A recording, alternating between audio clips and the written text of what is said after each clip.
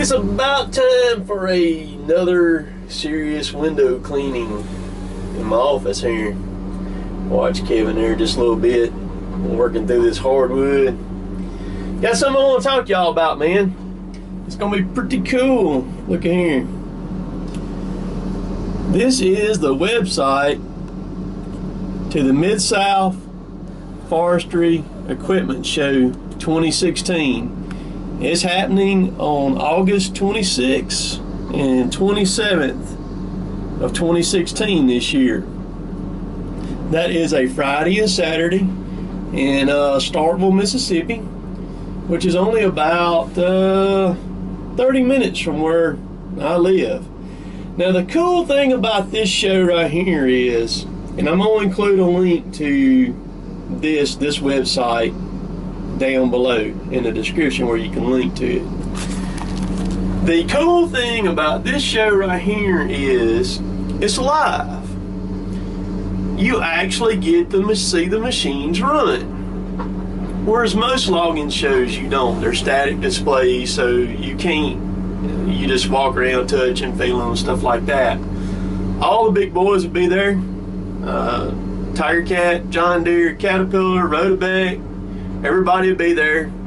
All the biggins, they'll be running their machines too. They won't be running them all day, both days. They'll be running them in kind of cycles, like 15 or 20 minutes, but you'll get to see them run. You'll get to see them, what they do.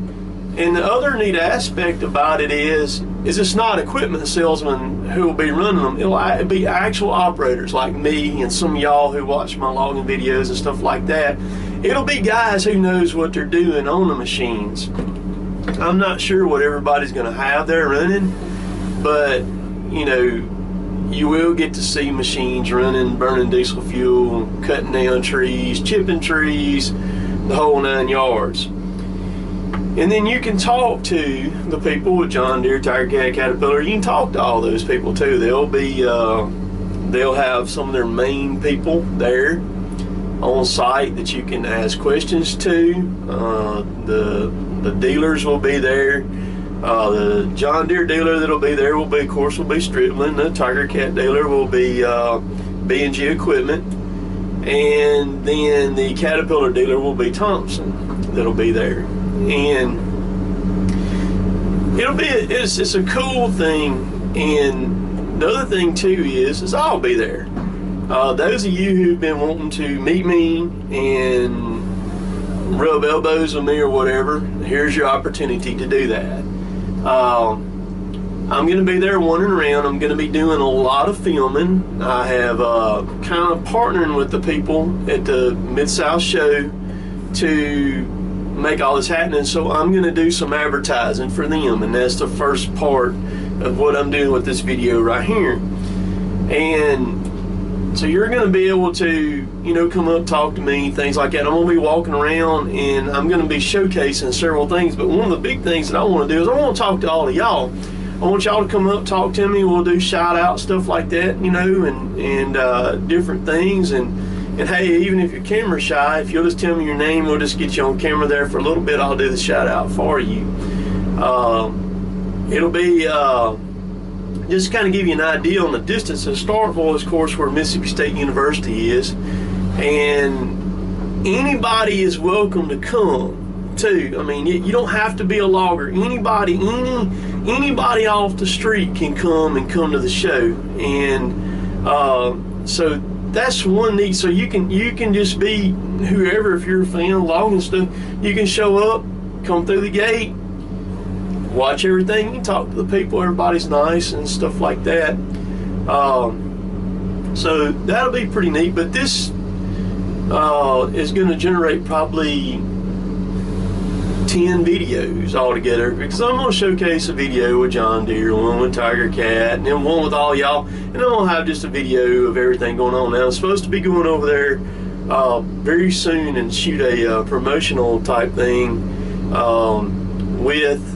with them at the Mid-South show, and I'm going to go over there while they're setting the show up too, and kind of give you some of the behind the scenes stuff that I think is going to be really neat, that y'all probably don't realize what it takes to pull these shows off. I have actually been an operator in some of these shows before for John Deere. I've run the processors for them, and so it's very neat, get to meet a lot of people and stuff like that. But like I said, we make plans now. It's at the end of August. Very, very cool get together and stuff like that. So see me walking around with my camera and stuff, don't be shy, come up and say hey to me and stuff like that, and maybe I can generate some more fans and stuff like that. So we hope to see y'all there. See y'all. Okay, I'm gonna try to do this one-handed. I'm gonna show y'all this right here. A lot of loader operators can relate to this. Look at that. Stick to the tree. Then you let them go and they just slide right back off the trailer, man. And that bark comes off those trees, man. They just drive you nuts. I'm surprised it didn't actually slide on completely off the trailer. What? Come back over here, you goober. I pull out the camera and he hauls. He goes giggling like a little 6-year-old schoolgirl and then runs. There he is. He's right there. His chance for stardom, man, and he runs. Alright, people always ask me about the bar and chain oil for my grapple saw here, if it comes from the machine, you know, from the hydraulic, it's on the machine or what.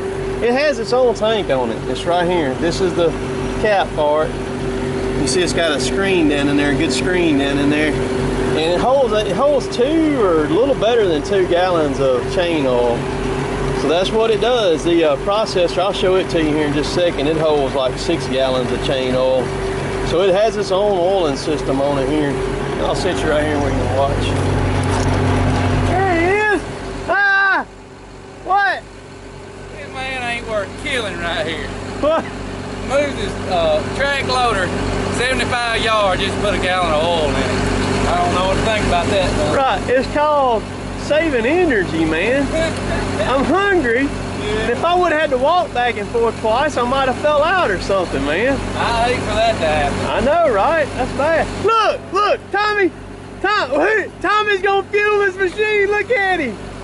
Got it made, man. Lord in mercy. Let's see here. Y'all can see. Yeah.